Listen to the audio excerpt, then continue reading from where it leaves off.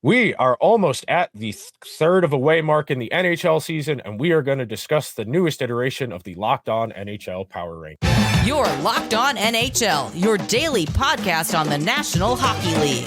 Part of the Locked On Podcast Network, your team every day.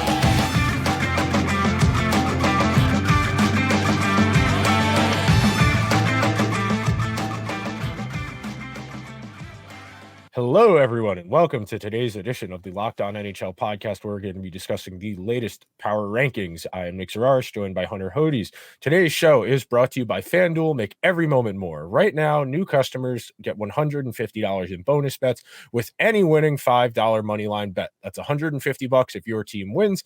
Visit FanDuel.com/locked-on to get started. So, Hunter, we are getting into where we really are getting a good idea of who's actually good and who isn't. And the teams that go on those nice early season runs, the Sabres did that like 5 times in the last 10 years where they'd win 15 of the first 25 games. Everybody would say they're finally going to make the playoffs, and then they'd hit the wall. And that's kind of what we've seen in the last few weeks is some teams who came out of the gate slow are starting to get it together, like the Oilers, the Islanders, some teams that came out of the gate really hot, like the Rangers, coming back down to earth to some degree. So the longer we go, the deeper we get into the season, it's just more information we have to discern who's actually good and who isn't. Right. And you can even throw the Ducks in there, Nick. Like, they came out to a really hot start to this season. Everyone's like, are they going to exceed expectations after the moves they made, the new coach? But now, Nick, they've lost 12 of 13 games, and they're below the Sharks in the standings. And who saw that coming with how bad the Sharks were to start the year? And now they're kind of like that pesky, scrappy team that's coming back to tie games late in third periods against Stanley Cup contenders and beating some of these pretty good teams. Now, I'm not saying the Sharks are going to go and make the playoffs or anything like that, but it's nice seeing them at least play better compared to where they were earlier in the year. But you're right. We're at this point now where you're starting to see who is actually good versus who isn't. For example, you have the Maple Leafs. They came out, pretty decent, but they hit a bit of a lull.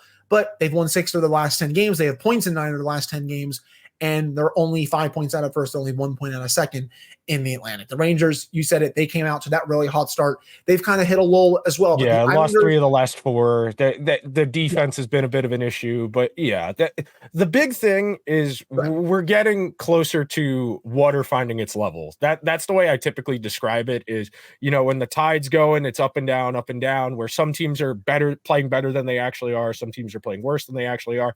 The perfect example is San Jose and the Rangers. No team, is 130 standing points good. That type of season the Bruins had last year happens once every 5-10 years. The odds of that happening in consecutive seasons are implausible. And the Sharks going on having like a 1970s Capitals 8-win season, that wasn't ever going to happen either. That's the benefit of the longer we get into this, the deeper we get into the season, the better understanding we have of actually what's going on. Generally speaking, most teams are closer to the middle than they are the really top or the really bottom. Right. So when we see teams come out of the gate really hot or really bad, we're typically going to see them go on a nice streak. Even if they're not that good, we are going to see a team go like San Jose, hang around, be in some games, and get closer to that middle. Because when we're talking about like all-time bad, like it looked like they might be coming out of the gate, they surrendered 10 goals in consecutive games. Stuff like that just doesn't happen. But teams don't have 15-win regular seasons. And you saw Mike Grier really give it to his team after that happened. Anyway, he's like, I will tolerate losing just because of how bad the team is this year, but I'm not going to tolerate getting blown out like that 2 consecutive games. And sure enough, they've listened to him and they've at least clawed back into some games, started winning some games. But then on the opposite spectrum, Nick, you had the Bruins come out to another ridiculously hot start. It's like, are they going to repeat what they did last season, even though they don't have Bergeron or Krejci? And they were for a bit, but now you've seen some injuries creep into their game a little bit and just some warts, I would say, as well. They've only won 5 over their last 10 games. They're 18-5-4. Their lead in the Atlantic has shrunk a little bit. This is sort of the Bruins team that I guess I expected this season.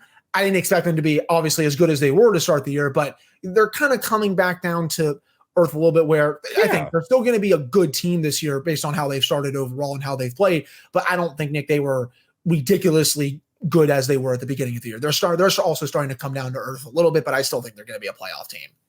Oh, I completely agree with you. I'm going to pull up the power rankings here. Last week we had them ranked 1 through 32. This week we went back to the division format.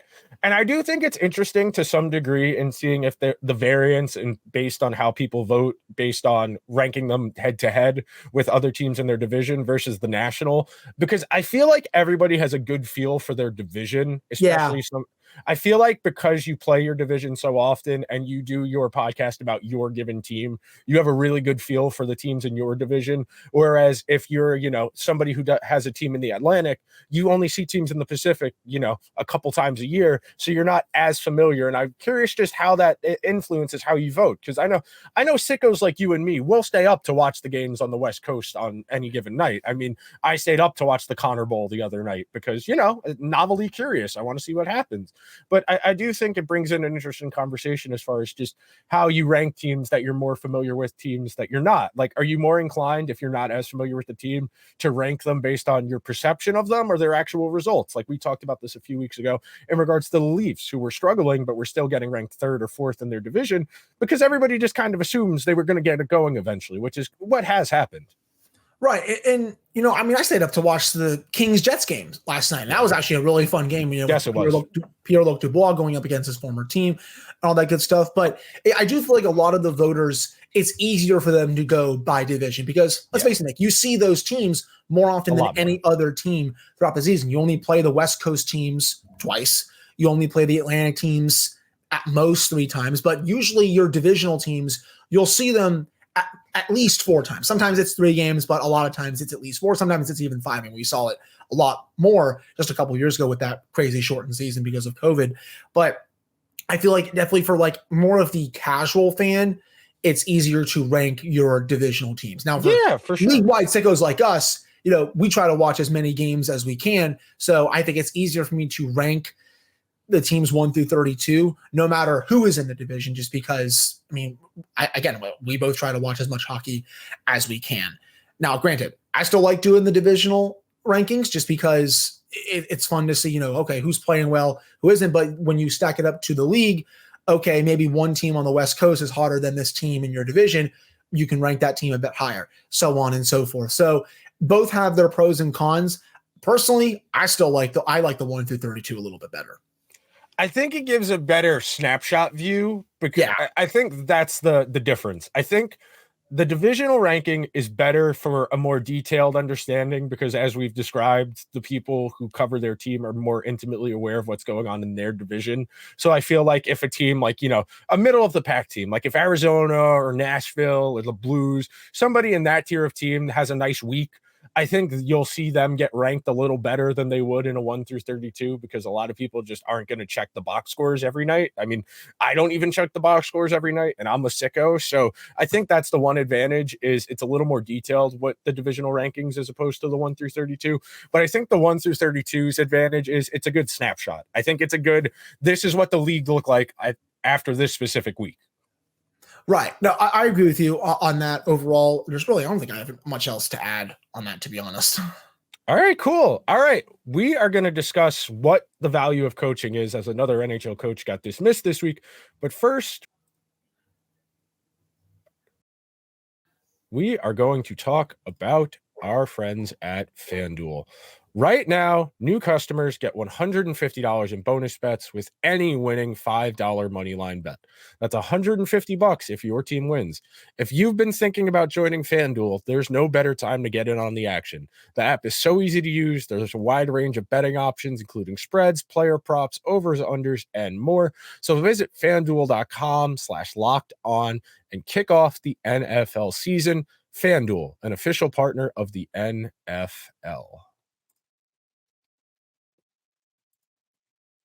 Hello, everyone, and thank you for joining us on this Thursday. Locked On has launched the first ever national sports 24/7 streaming channel on YouTube. Locked On Sports Today is here for you 24/7, covering the top sports stories of the day with local experts of Locked On, plus our national shows covering every single league. Go to Locked On Sports Today on YouTube and subscribe to the first ever national sports 24/7 streaming channel. Go give that account a follow. Hunter, Another coach hit the chopping block this week. Craig Berube, Stanley Cup winning coach, somebody universally respected, somebody I imagine if he wants to coach, will be coaching again pretty much as soon as he wants to when availabilities pop up. And it brings to an interesting discussion. I was discussing this with somebody this morning. What did you expect Craig Berube to do with that team? What do you realistically expect? The biggest it's the same thing with Dean Evison. Right. Yeah, no, I didn't mean to interrupt you there, Nick. I think this failure from the Blues, it's more on Doug Armstrong in the front office than it is on Craig Berube. Look at how many no trade clauses and no move clauses this team has. We can just go through a little bit of them right now. Braden Shen, who, okay, he's 32, but he's making $6.5 million for the next 5 years. And he's still effective, so you're okay with that. Yeah. Pavel Buchnevich, okay, he's pretty solid. Brandon Saad, I don't know if I would give him a no trade clause. He's still a fine player. Kevin Hayes has a no trade clause. You have Justin Falk, Torrey Krug, Colton Parayko, Nick Leddy, Marco Scandella has a modified no trade clause, for God's sake. Doug Armstrong just didn't put the best team together, and it set up Berube to fail. So I'm not surprised that Berube got axed, but honestly, I would look to the GM first before the head coach. It's honestly similar to how I felt about the Oilers making the coaching change earlier in the season. Jay Woodcroft was doing everything he could with that roster, but he wasn't getting saves from any of his goalies, Jack Campbell or Stuart Skinner. Now you bring a new head coach in, and the goalie just magically starts saving pucks. I would have still looked to Ken Holland in that situation because I don't think Ken Holland had done anything good for the Oilers heading into the season. And I say the same thing about Doug Armstrong. Now, granted, Armstrong was pretty critical of himself to the media on Wednesday, kind of saying that he felt like he hasn't left the organization in a better place than when he found it. That's a crazy take to me, considering you brought them a Stanley Cup in 2019. Now, since then, have you not done that good of a job? Sure, but you at least got them a banner, and banners hang forever. You know that. I know that. That said, right now, I still think the Blues need to make more changes, whether it's the front office, whether it's some trades later on in the season.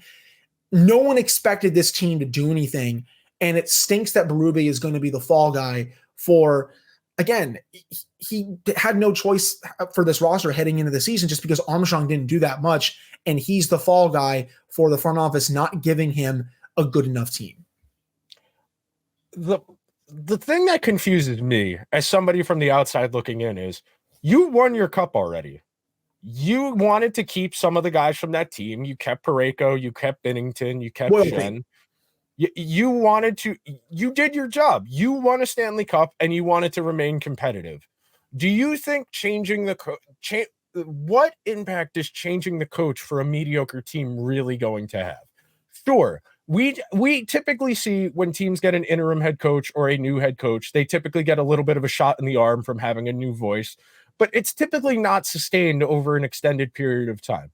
NHL coaches do have a shelf life. I'm not arguing with that. I'm not saying that teams can't benefit from a new voice. You think about the Bruins last year going from Bruce Cassidy to Jim Montgomery. Bruce Cassidy is undisputably one of the 5-10 best coaches in the entire league, but he had run his course in Boston. That's not an indictment of him. It's not an indictment of the players. They're human. Sometimes the vibes do actually matter and have an impact on the results on the ice. But when you have won already, I think it's different. Like, if the Lightning go on a dry spell here where they're meh for the next couple of years, they're going to fire John Cooper. They're not going to fire. Same thing with Jared Bednar. If the Avalanche have a fall off, I'm going to fire that guy. The same thing has been said for Mike Sullivan in Pittsburgh too. They're not. Yeah, no, Mike Sullivan's bulletproof. Unless Mike Sullivan wants to leave, he will not leave. I think that's the only time I think it makes sense is if your coach and you are both in agreement, like, hey, I don't think this is working anymore. That happens from time to time. And it takes a mature adult to do that because a lot of these guys, for somebody like Mike Sullivan, who's as accomplished as he is, he'll be unemployed for like 5 minutes. We talk about this all the time in relation to like Mike Tomlin, where if you let an accomplished coach go who is good at their job, they will be unemployed for 5 minutes. But sometimes you do just need a different voice. But what do you expect an interim coach to do? You have built a flawed roster. I know he had said the effort's inconsistent, the play is inconsistent. that's what you get when you don't have a particularly talented roster. You have a bunch of guys who are okay. You're going to get okay performances. Okay includes good and it includes bad. So I just don't think changing the coach is going to have any significant impact. That's because a coach doesn't do a whole lot in hockey, which is really what I want to center this second segment around. Yeah, I mean, and he got so mad just because they lost a few games, like 2 of them against Chicago and Columbus. And he's like, well, you look at the records and how are we losing to them? It's like, buddy, your team is honestly not that much better than those 2 teams. And just look at your record as well. And we can even go to the underlying numbers for the Blues. They're 29th in expected goals at 5-on-5 at 46%. Their actual goals percentage is 5.9%. So basically 46 for both. That's at the bottom of the league. Your team is not good, and you didn't do anything over the offseason to make them better and really give Craig Berube a chance to coach this team and get them back to the playoffs. They're kind of in the worst spot right now, I think, Nick. I don't think you're that bad to be a bottom 5 team, a lottery team, but you're also not good enough to be a playoff team this year. You're stuck in that awful middle, and the Blues need to pick a direction of where they want to go. In my opinion, they should go towards maybe selling off some of their assets and maybe moving on at the trade deadline, just because I don't think they're a playoff team this year. Now, as you said, though, they don't have any. All their guys have no trades. They can't do that. Tough. You said it is tough. Like, they're going to have to find a way to get a couple of those guys to waive their no trade clauses or eat money back on a deal. It's going to be tough, but you can't keep running back this same roster with all these no trade clauses and expect this to be different. And the interim head coach there, man, he doesn't stand a chance. Doug Armstrong even said that he's going to be there on an interim basis. He's not even in consideration for the full-time role. Now, I don't know who they're going to go get. Jay Woodcroft, I think, makes some sense. There's other coaches out there who also make some sense. It's, we can spin the wheel for an established head coach who doesn't have a job right now. We could probably come up with like 6 or 7 of them, but the interim guy that has a job right now, he does not stand a chance. And I feel like things are going to get worse before they get better in St. Louis. I think the big issue we have, especially in hockey, is because there's so little cap space to go around that GMs have to give no trade clauses to incentivize guys to take a little bit less money than they could probably get. That's part of why you see that. And then number 2, I just don't think there are a whole lot of coaches that make a positive difference. I do think coaches in hockey, I think there are more coaches who make a negative impact on their team than there are good coaches who raise the ceiling of their team. That I think for the most part, there's 5 to 8 guys who are genuinely good at their jobs. Guys like Mike Sullivan, guys like Bruce Cassidy, guys like John Cooper, Jared Bednar. There's a handful of guys who are genuinely really good at this, who raise their team's ceiling, who get the best out of their groups. I think there's a thick middle class of about 15 guys who all more or less the same, not a big difference either way. And then there are 5 to 7 who are just atrocious at their jobs and only have their jobs because of their network. There are guys at the bottom half of this who have no business being in the league, but the vast majority are in that middle. And I think a lot of teams are looking to try and capture that magic. Like when Berube got the job as an interim coach and they won the Stanley Cup.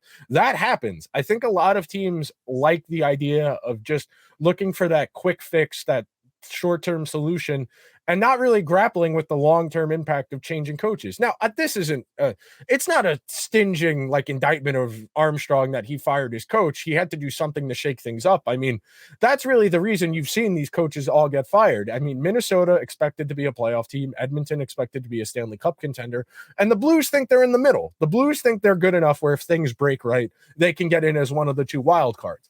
Now, how realistic that is, that's really in the eye of the beholder.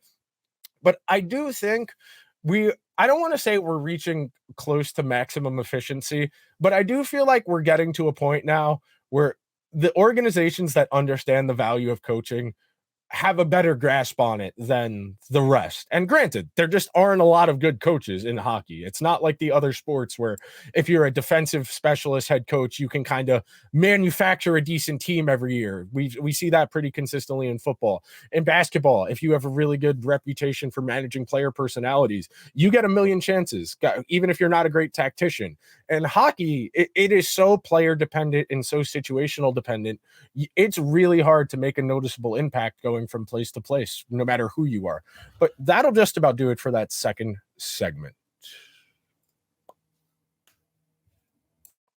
And that will bring us to talk about our friends at AG1. I gave AG1 a try because I was tired of taking multiple supplements and wanted a single solution that supported my everyday body needs and nutritional bases every single day.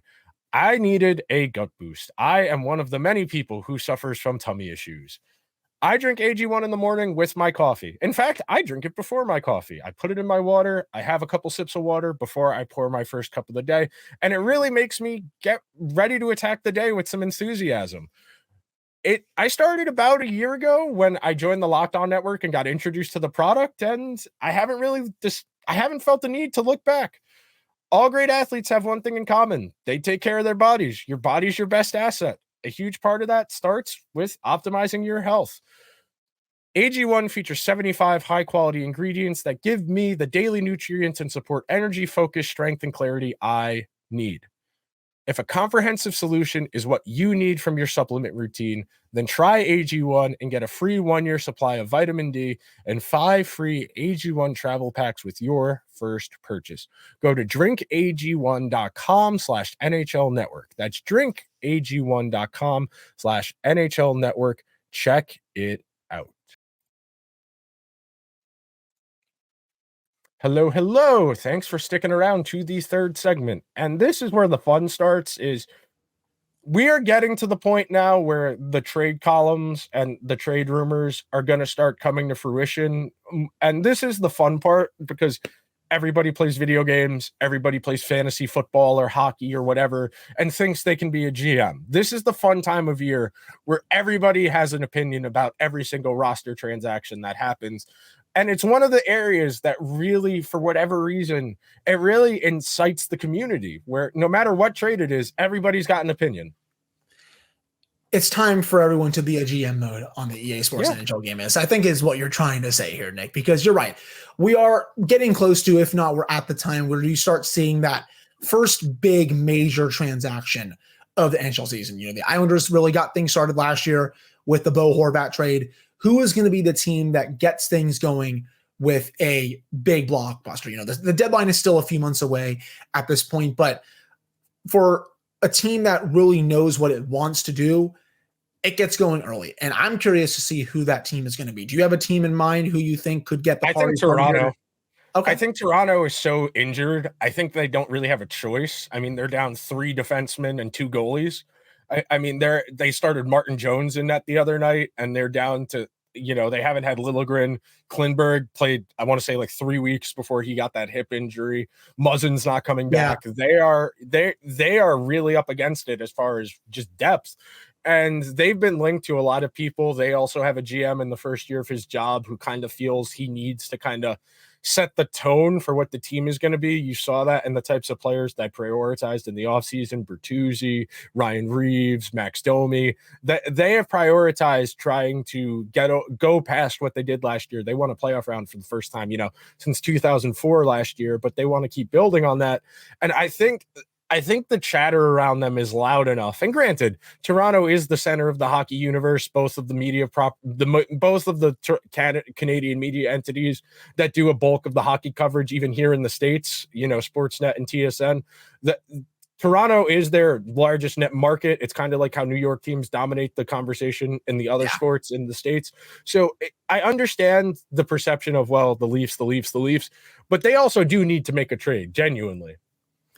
Yeah, my answer is a team that's kind of already made a deal. They got Zadorov, but I think Vancouver is primed to make a big move at some point. You know, Jim Rutherford, and I know he's not the GM, but he loves getting his business done well before the deadline. That's just always who he's been as a hockey executive. You have Patrick Alvin, who first-time GM there in Vancouver. I think they're going to make a major move, whether it's for a forward or it's for another defenseman. I know you've seen the Kuzmenko rumors out there, but honestly, I don't really know if the Canucks should trade him at this point, considering how good they've been this season. I do think whether it's for a forward or a defenseman, the Canucks are going to make a pretty sizable move, I think, over the next few weeks, if not the next month. This is a team that, you know, continues to play really sound hockey. They're 19-9-1. They've won 3 in a row, 6 of their last 10 games. They have been utterly amazing this season, and I think they're definitely going to make the playoffs. You want to support that core with as much help as it can get for a playoff run. I think they're going to be really aggressive over these next few weeks.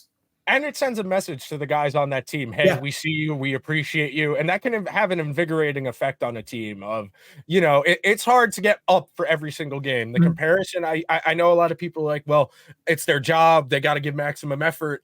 I pose to you, when was the last time you gave 100% effort the entire 8 hours you were at work? That is my counterpoint to that. You will spend at least an hour of your 8 hours at work not doing work. I think, in a 60-minute hockey game, if somebody has 3 bad shifts, which is a grand total of like 2 minutes and 15 seconds, and you lose the game based on that, I think there's a little bit of throwing rocks at glass houses type going on where people are just wholly unrealistic with their expectations sometimes. But for a team like Vancouver, I don't want to say what I always say, where it's like they haven't been good in a long time. A lot of those guys don't know what it's like to be successful, so they're kind of ignorant to the fact of how hard it is to be good. Adding to that group is a good message to send. Zadorov didn't cost them a whole lot. They have $3.5 million in cap space. They don't have anybody on LTIR, so they're accruing space. They are the type of team that it makes sense to add. They have the cap space to add. They don't have a full cupboard of assets, but they have a decent cupboard of assets to go out and get stuff. So Vancouver's a team I could see. And then we can talk about, your usual suspects, the Bruins, the Rangers, the Islanders. Lou will make his one trade that he'll make nobody will know about until the NHL has the trade go through central processing. And then really the other part of this conversation is who's going to be the team that's willing to wave the white flag first? Because that's really the only thing holding this up. It's not that these teams don't want to make these trades right now. Is Calgary going to be willing to trade anybody? Is Nashville? Is Winnipeg? Is Arizona? Are any of the teams that have usable assets ready to wave the white flag early? That's the biggest holdup. In a world where teams didn't have to BS like, oh, we're still trying to win, the Flames would have had their slow start where they lost 6 in a row in their first 15 games. And they would have looked around and said, okay, we're not good. And they would have traded Lindholm, Hanifin, Zadorov, Tanev, anything that wasn't nailed down and gotten this already going. And instead, they have to maintain this illusion of, well, we're still kind of in the mix. We're only, 4 or 5 points out of a playoff spot. We're not that far back. Right. And that's really what's holding this up, because it's not. The party doesn't get started until someone admits there's a party, unfortunately. You can't have a surprise party if it's nobody's birthday. And I'll throw another team in there for you, Nick.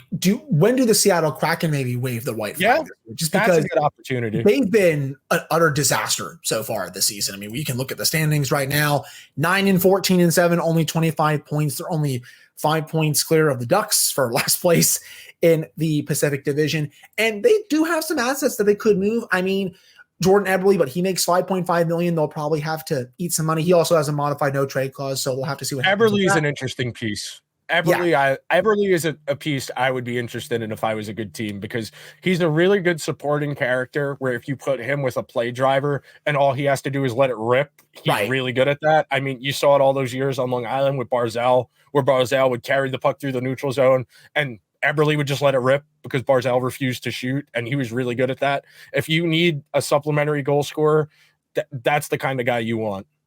Buddy, he used to torch the Penguins every night when the Penguins would play the Islanders.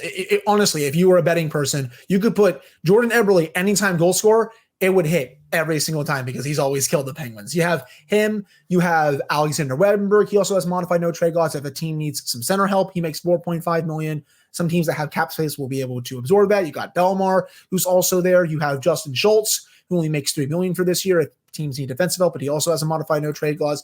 They do have at least some assets that can bring back, a pick, a prospect, maybe even a roster player for next year.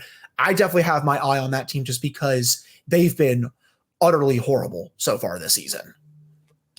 It's hard when you don't have any superstar players.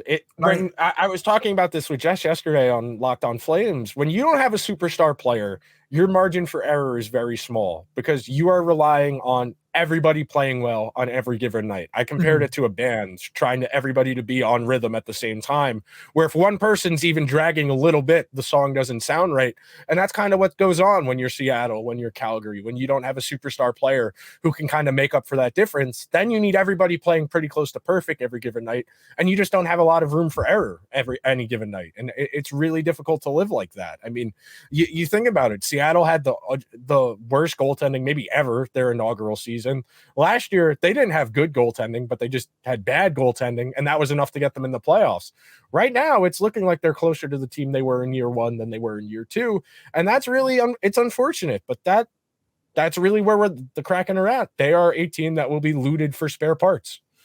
I agree, and I never thought they were as good as they were last year heading into this year, but I didn't think they were as bad as they were year one. But I mean, this year it's kind of trending towards that way, as you said. Excuse me. Another team who that's just for obvious reasons, Nick. The Blue Jackets. I think at some point they're going to have to wave the white flag as well. This has been a very disappointing season yet again for this franchise. I mean, they do have some assets on this team if they want to move them. I mean, I'm not sure they'll want to move Boone Jenner considering how much he's meant to that franchise, but it would make some sense. They did Foligno. Yeah, I mean, they did. You have Laine, who can't get out of the basement, I would say, with this coaching staff.